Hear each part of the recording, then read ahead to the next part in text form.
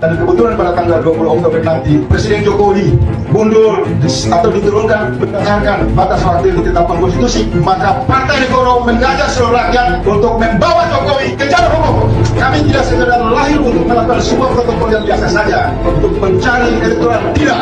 Tapi partai ini sampai tanggal 20 Oktober kita akan terus melakukan penyerangan. Jokowi harus doakan nantinya bisa meneruskan perjalanan waktu-waktu yang akan datang. Dan semoga kepada rakyat Aceh yang telah memilih untuk menjalankan dengan penuh integritas, yang tahan atas tekanan, yang tak mempan atas imbalan, terus jaga konsistensi. Insya Allah keberkahan selalu ada di rakyat Aceh. Insya Allah kemuliaan selalu ada di rakyat Aceh. Dan insya Allah perjumpaan kami berdua ini bukan perjumpaan terakhir di Aceh ini. Insya Allah kita akan terus kembali berjumpa lagi secara rutin di tempat ini. Insya Allah. Salam takdim untuk keluarga, salam takdim untuk tetangga, untuk saudara, dan untuk rakyat Aceh yang tidak berada di Banda Aceh. Kami tidak bisa mendatangi semua tempat di Aceh. Kami datang di Banda Aceh menitipkan pesan kepada seluruh rakyat Aceh. Teruslah menjadi rakyat yang membanggakan bagi anak cucu dan sejarah tanah Aceh. Konstitusi telah menetapkan amanahnya kepada siapa, tapi agendanya kita titipkan untuk dilaksanakan. Sehingga apa yang menjadi perjuangan kita mudah-mudahan bisa menjadi kejadian di Aceh. Ya, siap berjuang terus ke depan. Jadi nanti tunggu aba-aba ya, tunggu aba-aba ya. Jangan jalan sendiri-sendiri dulu nih ya. Tunggu aba-aba. Saya bilang kemarin, saya jeda sebentar. Jedanya nggak akan lama. Jeda sebentar supaya kita ambil napas. Lihat apa yang bisa kita kerjakan. Habis itu kita berjuang lagi. Kita jalan lagi. Kita tidak boleh berhenti berjuang. Ya. Dan saya sampaikan kepada semua bahwa kami ingin tetap terus berada di dalam jalur perubahan. Ya, lagi-lagi memang banyak sekali yang nanya ke IG saya soal apakah Ahok bisa ikut nyagup lagi. Tentu kita paham ya kenapa ada pertanyaan ini ya. Dan menurut saya tentu Ahok bisa mengajukan sebagai calon gubernur Jakarta lagi. Karena Januari 2024 kemarin itu, ya, itu Ahok sudah melewati 5 tahun pasca ia keluar dari Makobrimob. Karena memang aturannya seperti itu. Artinya secara peraturan perundangan Pak Ahok sangat bisa maju lagi dalam kontestasi Pilkada Jakarta nanti. Nah, yang menarik adalah kalau misalnya di Pilkada Jakarta 2024 ini, Ahok bisa lawan Anies lagi. Bicara banjir, ini sebetulnya sudah dikerjakan dari sejak zaman Belanda.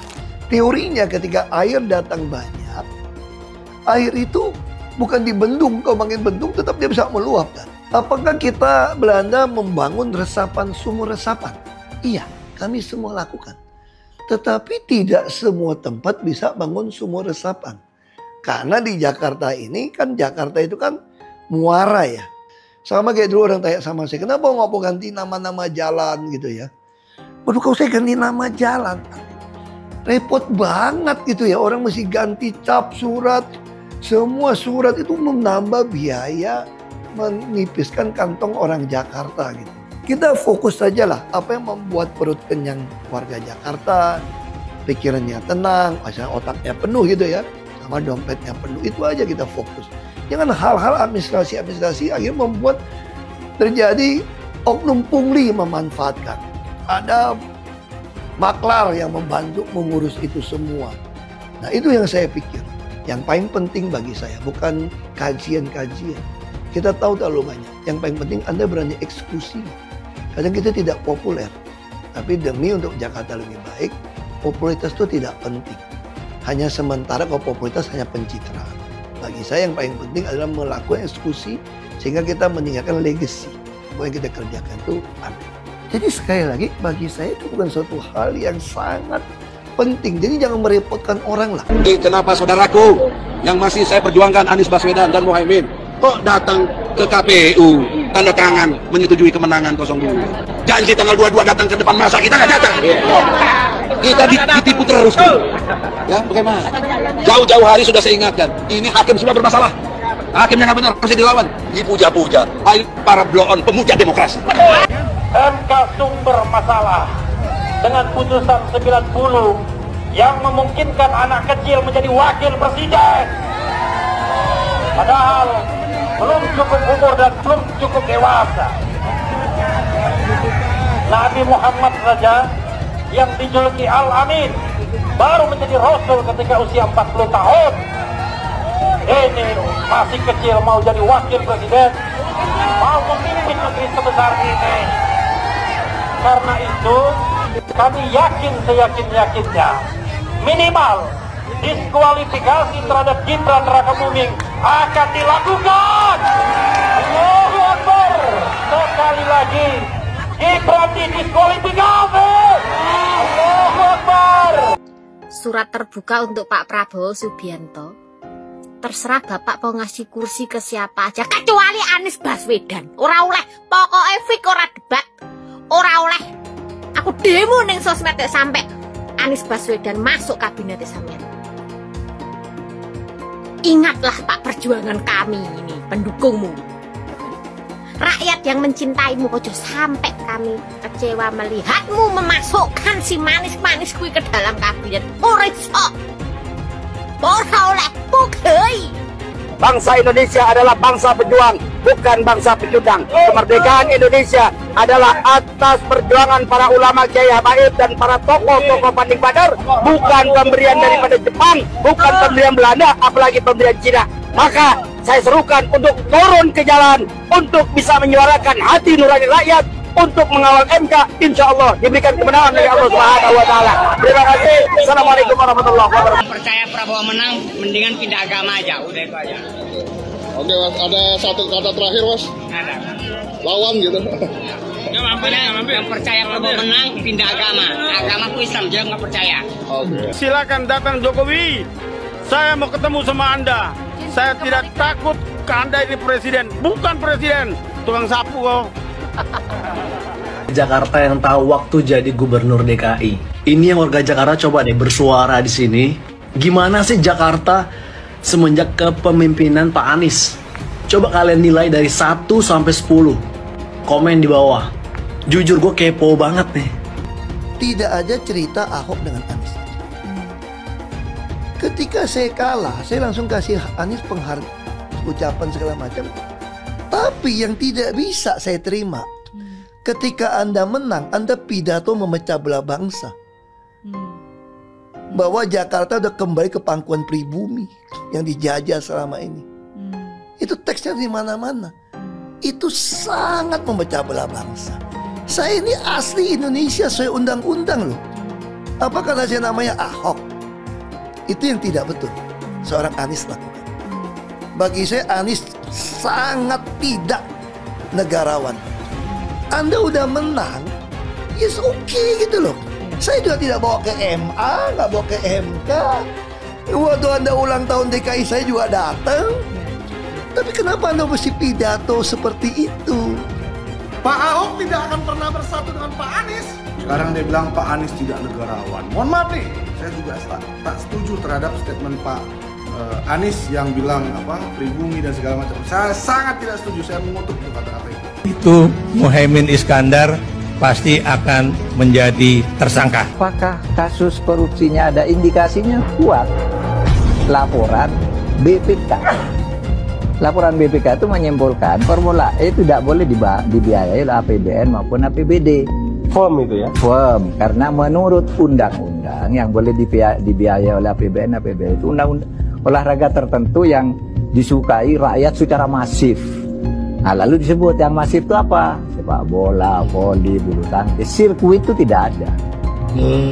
Nah, lalu BPK minta ini supaya didalami, ada indikasi tidak benar. Nah, setiap ini mau didalami, ribut. Katanya mau menjegal Anies gitu. Sehingga sekarang ya kalau pertimbangan politisnya begitu, saya bilang silakan aja KPK. Tapi kalau Anda tanya ke saya, bukan bahkan saya ya, KPK itu bukan. Kalau Anda tanya ke saya, Anda pedulikan itu tegakkan. Yang tersangka setelah Pilpres ini namanya Anies Baswedan dan Muhaimin.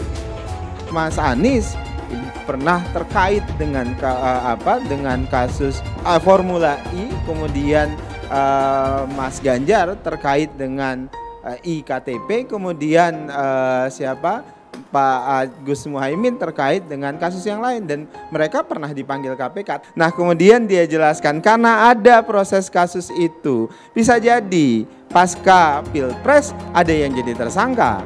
Itu pendapat seorang Fahri Hamzah. Kalau ada proses yang kemarin misalnya tertahan karena kan berdasarkan kebijakan penegak hukum terhadap para calon termasuk para caleg itu dihentikan. Ya, orang yang sudah diperiksa ya dihentikan ketika dapat status sebagai caleg atau capres atau cawapres. Ketika ada pelanggaran etika dan Bapak tetap jalan terus dengan cawapres yang melanggar etika, artinya ada kompromi atas standar etika. Standar etika ini fakta. Ini fakta. Dan kemudian dalam pidato Bapak mengolok-olok tentang pentingnya etika. Saya tidak tega untuk mengulanginya. Pertanyaannya, apa penjelasan Pak Prabowo soal itu semua? Saya menilai, maaf ya, karena Anda desak saya terus terang aja saya menilai Anda tidak pantas bicara soal etik. Itu saja. Saya merasa bahwa Anda itu posturing ya, Anda tuh menyesatkan. Itu aja ya. Saya boleh berpendapat kan? Saya menilai Anda tidak berhak bicara soal etik karena Anda memberi contoh yang tidak baik soal etik. Terima kasih. Pak Prabowo, itu sebelumnya Pak Prabowo sudah menyumbangkan 400 miliar untuk pencalonan Pak Anies sebagai gubernur. Nah itu kalau kita bicara etik di mananya? Dan kalau Mbak bilang Pak Prabowo hanya mengejar kekuasaan, saya tanya, karena Pak Anies memangnya maju jadi capres itu mengejar apa? Saya tanya, apakah nggak mengejar kekuasaan sebagai calon presiden? Mas Anies. Mas Anies, masa sih angin kok sampai nggak punya KTP lo ya?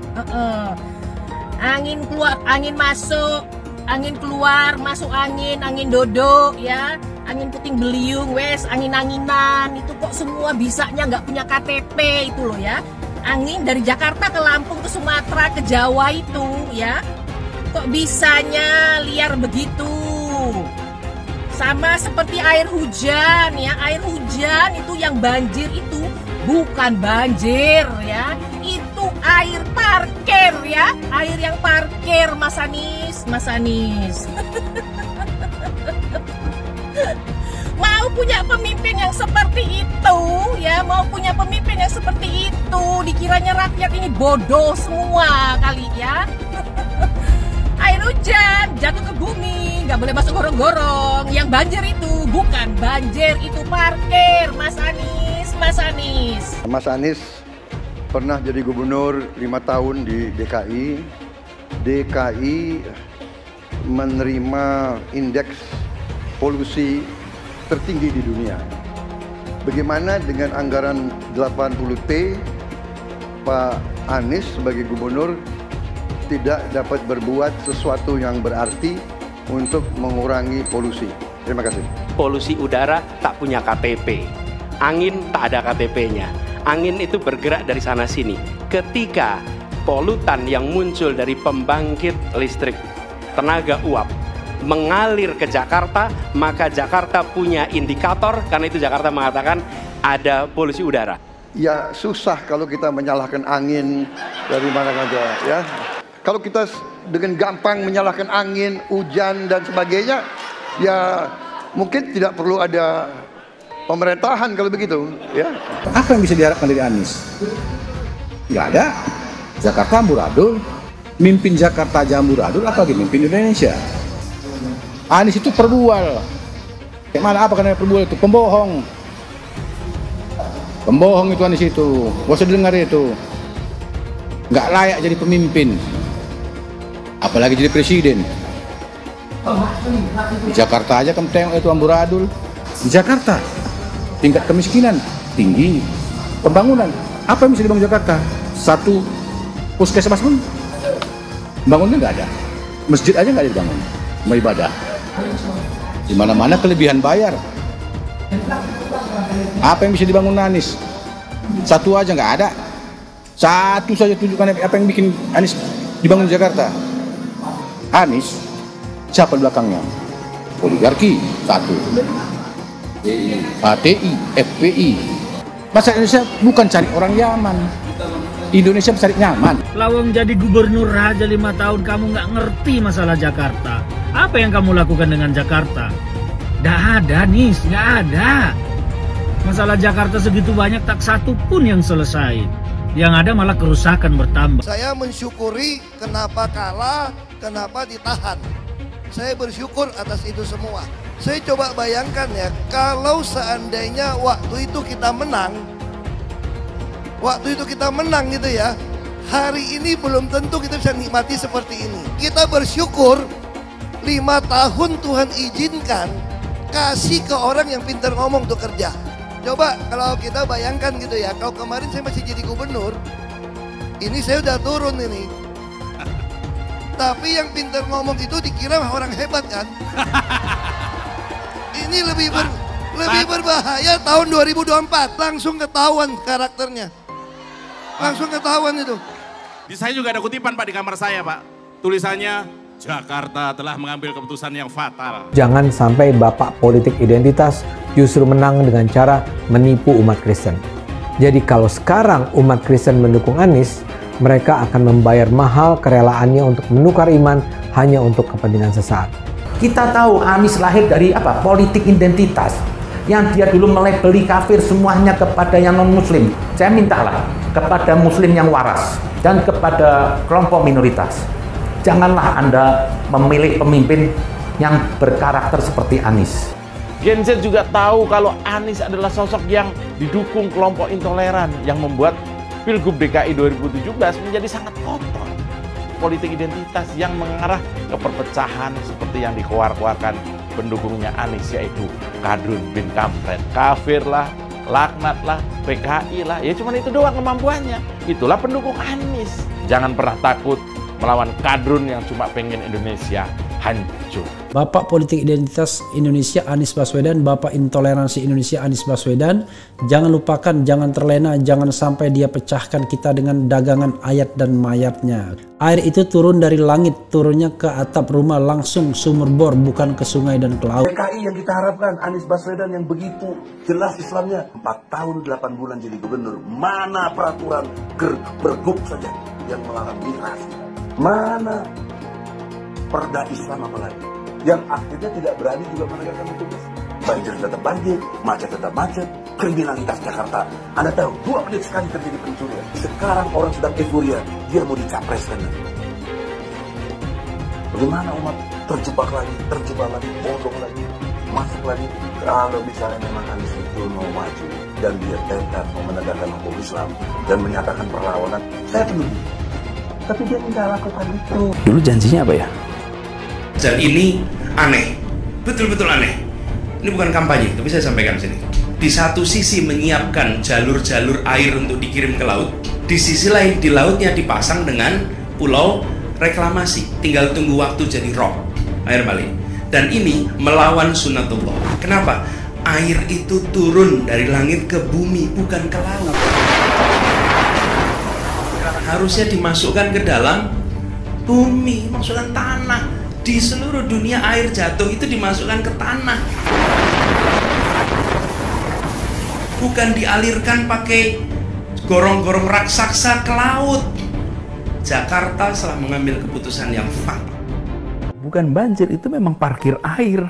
Bukan banjir, itu memang parkir air. Masyarakat berkeliling dengan membawa toa untuk memberitahu semuanya, termasuk sirine. DKI Bond 82 miliar. Apa alat transportasi yang dimiliki oleh hampir setiap orang? Alat transportasi yang dimiliki semua orang adalah kaki. Kalau seandainya orang Jakarta percaya Pak Anies jadi gubernur pun, saya berani jamin kok dia akan lakukan normalisasi yang sama seperti saya lakukan kok. Nggak usah bohong lah. Tapi ketika air sampai di muara, maka siap untuk dipompa ke laut.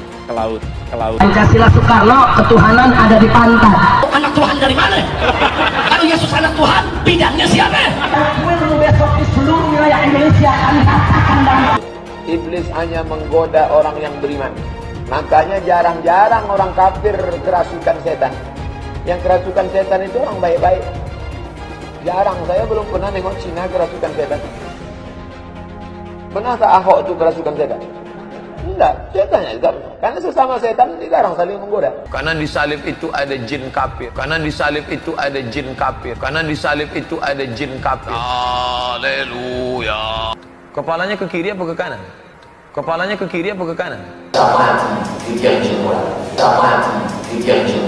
Tetap percaya salib itu lambang mulia, bukan jin. Kok ketawa? Aku nggak nyindir siapa-siapa loh. Saya nggak pernah mundur untuk kebenaran, keadilan, kejujuran. Dan peri kemanusiaan, gue nggak pernah mundur. Dan gue nggak pernah takut juga sama lu. Siapapun yang rasis, gue akan hadapin. Karena rasis itu tidak berperi kemanusiaan. Sama saya ditanya dulu kan, kamu nyesel nggak statement kamu di Pulau Seribu sehingga masih masuk penjara? Tidak pernah nyesel. Karena saya mengatakan kebenaran. Hai teman-teman, tahun ini adalah tahun yang bagus untuk trading di market kripto, terutama Bitcoin, ataupun meme coin seperti Dogecoin dan kripto lainnya. Teman-teman bisa gunakan kesempatan ini untuk mencari cuan dengan trading di market kripto. Untuk situs trading, saya rekomendasi untuk menggunakan aplikasi Okta, karena personally saya menggunakan aplikasi ini. Alasan lainnya kelihatan di sini. Untuk aplikasi Okta sudah dapat penghargaan sebanyak ini sebagai aplikasi trading dan investasi terbaik di Asia sejak beroperasi di tahun 2011. Untuk aplikasi Okta merupakan tempat yang lengkap buat teman-teman untuk trading kripto, forex, saham global, dan lainnya. Untuk trading, teman-teman cukup registrasi dengan menggunakan link di kolom deskripsi, lalu deposit, tentukan apa yang ingin kalian tradingkan, lalu tekan tombol buy. Sesimpel itu. Untuk minimal deposit, cuma Rp400.000 saja, jadi cocok banget untuk pemula. Investasi di aplikasi Okta, kita tidak dikenakan fee sama sekali. Saat ini lagi ada promo spesial. Welcome bonus buat kamu yang register dan deposit. Teman-teman akan dapatkan 100% dari jumlah deposit pertama. Contohnya teman-teman deposit 1 juta, maka akan menjadi 2 juta. Karena welcome bonus 100% dari jumlah depositnya. Jika ada pertanyaan, teman-teman bisa hubungi WhatsApp di kolom deskripsi. Saya juga mau mengajak teman-teman untuk bergabung di komunitas trading yang ada di kolom deskripsi. Di sana saya akan memberikan sinyal trading yang bisa teman-teman ikuti. Seperti biasa, kalau kamu suka dengan video ini, jangan lupa komen, klik like, dan subscribe. Hai semua, dengan saya Jonas Leong. Terima kasih banyak buat kalian, penonton setia yang selalu menonton di channel ini. Saya secara personal sangat menghargai waktu kalian. Dan saya sudah menganggap kalian sebagai family karena kalian selalu support di channel ini. Bagi kalian yang selalu menuliskan opini kalian di kolom komen, saya baca komen kalian satu persatu. Saya baca komen kalian untuk mengetahui opini kalian, tanggapan kalian, dan masukan kalian sangat berguna untuk video selanjutnya. Terima kasih banyak buat kalian yang selalu menekan tombol like di awal video. Video seperti ini membutuhkan waktu dan juga research. Dan ini semua gratis untuk kalian. Jadi pastikan kalian menekan tombol like-nya, supaya saya mengetahui kalian menyukai konten yang saya bagikan. Dulu pernah saya mengkritisi tentang penggerebekan sebuah gereja di Lampung. Sekarang muncul kembali. Kali ini hanya selemparan batu dari Jakarta, dari ibu kota negara. Tepatnya di Tangerang Selatan. Ini ceritanya sekelompok mahasiswa dari Universitas Pamulang yang beragama Katolik sedang melakukan doa rosario. Ini doa biasa, tidak mengganggu orang, tidak mengganggu siapa-siapa, tidak pakai musik hingar-bingar, tidak mengkooptasi jalan raya, hanya di sebuah rumah. Itu doa rosario, itu doa yang sangat sakral buat umat Katolik. Tiba-tiba sama Pak RT dan kelompoknya digerebek habis-habisan, dan mereka datang dengan membawa senjata tajam, memukuli mahasiswa, bahkan banyak juga mahasiswa perempuan, dan bahkan ada juga yang sempat kena bacok, entah apanya.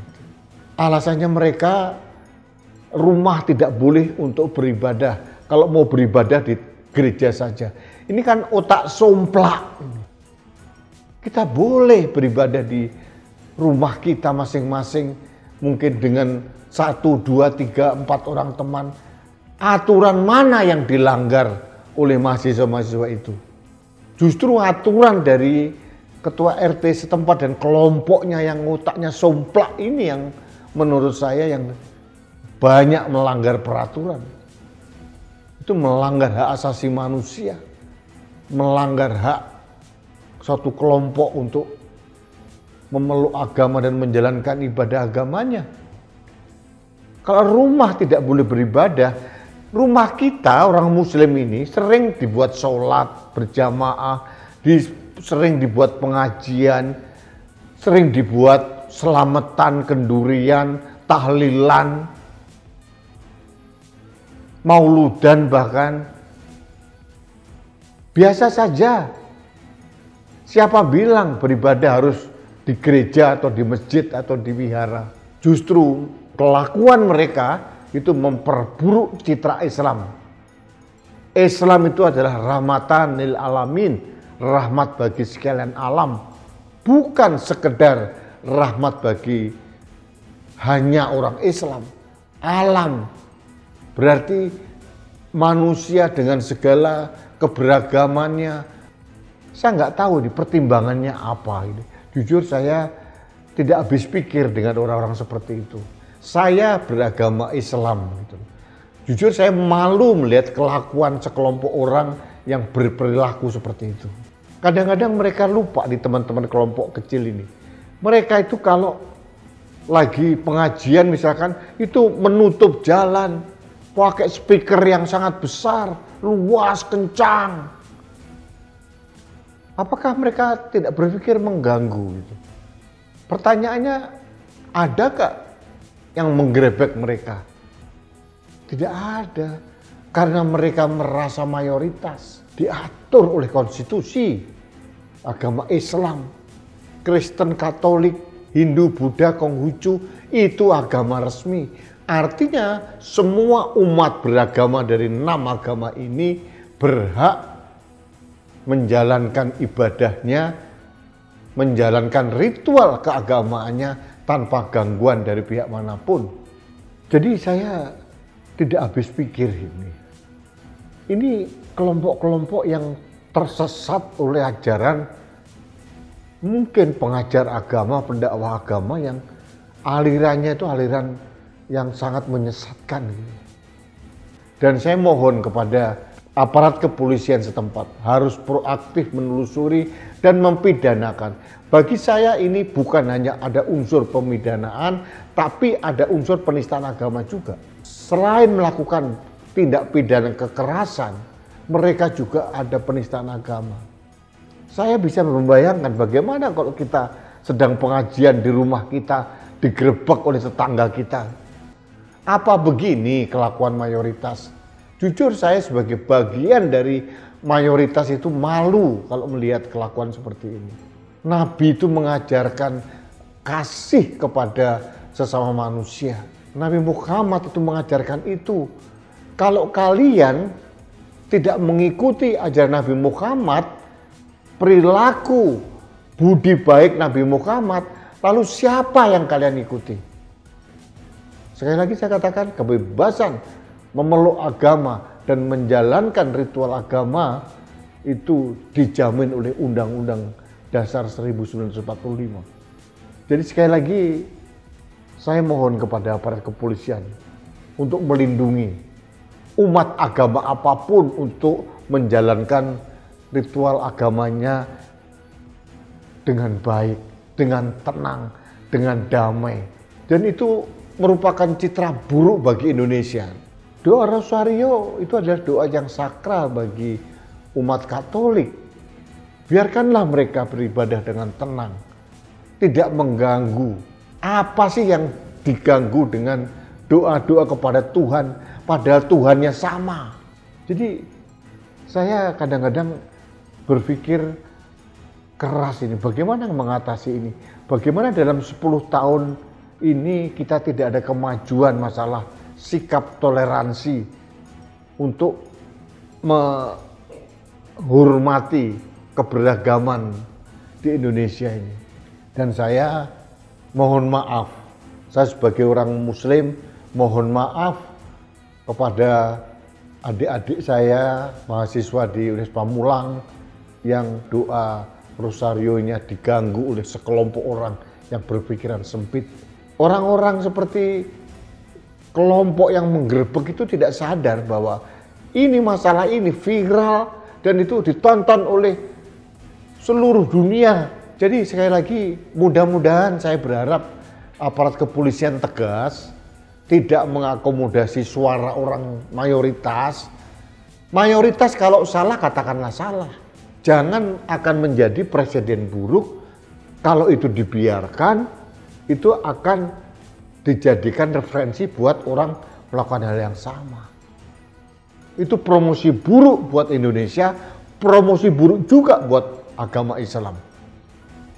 Jadi sekali lagi saya mohon maaf, dan terakhir saya sekali lagi bermohon kepada aparat kepolisian untuk tegas bertindak.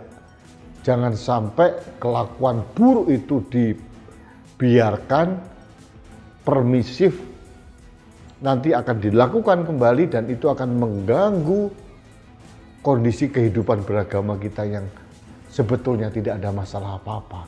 Termasuk aparat kepolisian untuk menegakkan semua peraturan dan konstitusi dalam melindungi masyarakat Indonesia dalam menjalankan ibadah agamanya. Itu harapan saya. Kemungkinan satu-satunya yang menggunakan politik identitas adalah hanya Anies Baswedan. Pertanyaan itu lantas saja menimbulkan amarah di kubu Anies, salah satunya dari kelompok khilafah. Orang kepercayaan Anies menyatakan politik identitas adalah framing yang selalu dibangun untuk menyudutkan, padahal selama kepemimpinan Anies Baswedan sebagai gubernur tidak sekalipun Anies membeda-bedakan warga berdasarkan agama dan ras. Buat saya, apakah benar menyebut politik identitas itu adalah sekedar framing untuk menyudutkan Anies? Saya akan membantah pernyataan itu. Kubu Anies terus berusaha mengaburkan makna politik identitas. Mereka berulang kali bilang bahwa identitas adalah hal yang alamiah dalam kehidupan manusia. Jadi apa salahnya dengan menonjolkan identitas keislaman seorang calon presiden? Tapi saya yakin Anies tahu yang dimaksud dengan politik identitas adalah politik yang menggunakan agama sebagai alasan mengapa seorang kandidat harus dipilih atau mengapa seorang kandidat jangan dipilih. Politik identitas ini sangat berbahaya. Politik identitas membuat masyarakat menjadi tidak rasional dalam berpolitik. Yang menjadi faktor utama dalam politik identitas adalah agama. Seorang kandidat akan dipilih karena agamanya, terlepas dari apakah dia melakukan korupsi atau melakukan pelanggaran HAM. Ketika politik identitas digunakan, maka ini akan berpotensi konflik, karena usai pemilihan, konflik itu akan terus berlangsung dalam waktu yang lama. Masalahnya, ada alasan yang cukup kuat untuk menduga bahwa Anies sangat mungkin menggunakan politik identitas, yang memang dikatakan normal ketika menjabat sebagai gubernur DKI. Dalam proses menjadi gubernur, kubu Anies jelas-jelas menggunakan agama sebagai alasan untuk menjatuhkan Ahok. Anies jelas-jelas menggunakan agama sebagai alasan untuk menjatuhkan Ahok, sampai akhirnya Ahok dipenjara.